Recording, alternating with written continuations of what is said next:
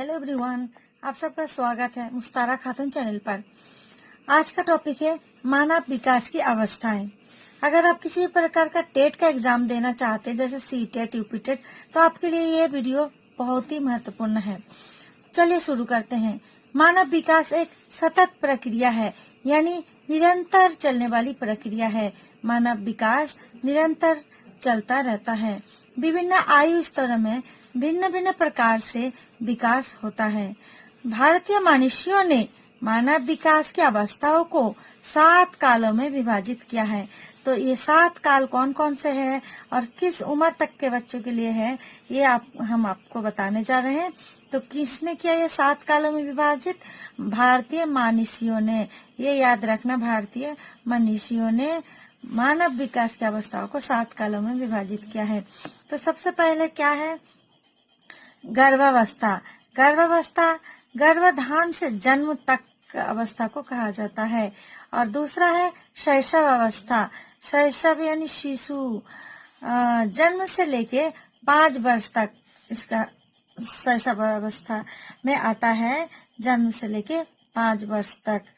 ठीक है। उसके बाद तीसरा जो है बहुत ही इम्पोर्टेंट है, बाल्यावस्था, जो 5 वर्ष से लेके 12 वर्ष तक का बच्चा होता है। बाल्यावस्था, जिसको खेल कूद वगैरह बहुत ही पसंद है। और देखिए शैशव अवस्था में क्या इम्पोर्टेंट है, भाषा सीखते हैं बच्चे। इसमें बहुत तरह का भाषा सब सीख जाते हैं। शिक्षा संबंधित जानकारी उसको बहुत मिलती है। शैशव अवस्था में शिक्षा प्राप्त करना बहुत ही महत्वपूर्ण होता है। बहुत कुछ सीख जाता है इसी अवस्था में, जितना उसको याद रहता है कि किसी और अवस्था में याद नहीं रह सकता। उसके बाद बाल्यावस्था, खेल खेल में भी बच्चे सीखते हैं, पढ़ते लिखते हैं। इसके डिटेल में आपको अलग वीडियो में जरूर बताऊंगी, चैनल को सब्सक्राइब करके रखिए। उसके बाद देखिए किशोर अवस्था कितने उम्र तक के बच्चों को कहा जाता है? 12 वर्ष से लेकर के 18 वर्ष तक का बच्चा अगर है, 18 वर्ष, तो ये किस अवस्था में आता है? किशोर अवस्था में। 12 वर्ष से लेकर 18 वर्ष।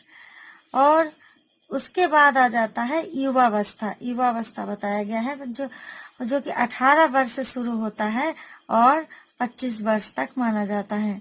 18 वर्ष से 25 वर्ष, इस उम्र के जो अवस्था है इसको युवावस्था बताया गया है। उसके बाद है प्रौढ़ावस्था। प्रौढ़ावस्था में 25 वर्ष से लेकर 55 वर्ष तक बताया गया है प्रौढ़ावस्था।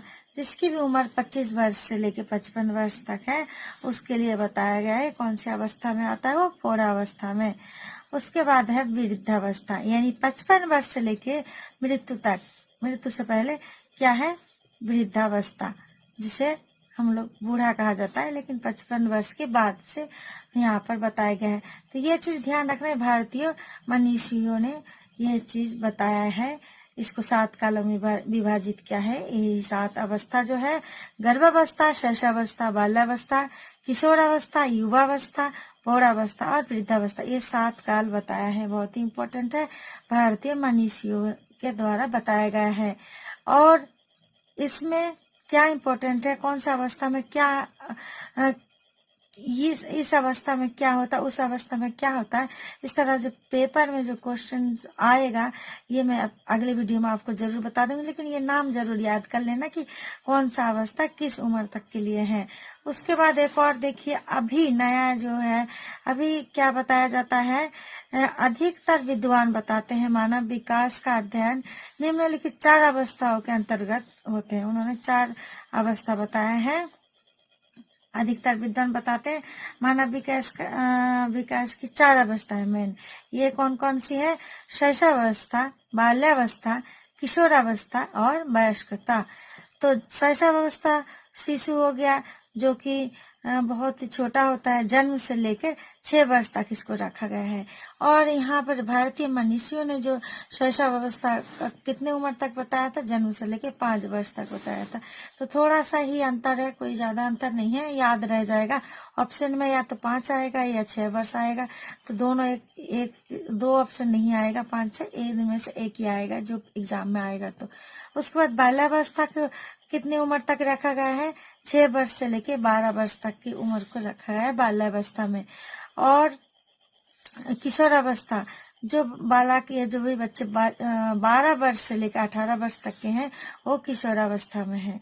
किशोरावस्था बहुत ही अनोखा काल होता है। उसके बाद के जो काल है वो वयस्कता, यानी 18 वर्ष से लेके मृत्यु तक को बताया गया है वयस्कता। ये अभी के अधिकतर विद्वान बताते हैं ये 4 अवस्था है, लेकिन भारतीय मनीषियों ने ये 7 अवस्था बताया है, ये याद रखना। उसके बाद मैं आपको जो इम्पोर्टेंट एग्जाम में आते हैं सीटेट वगैरह में, वो मैं आपको तैयारी कराऊंगी। मेरे चैनल को सब्सक्राइब करके रखिए। Thanks for watching.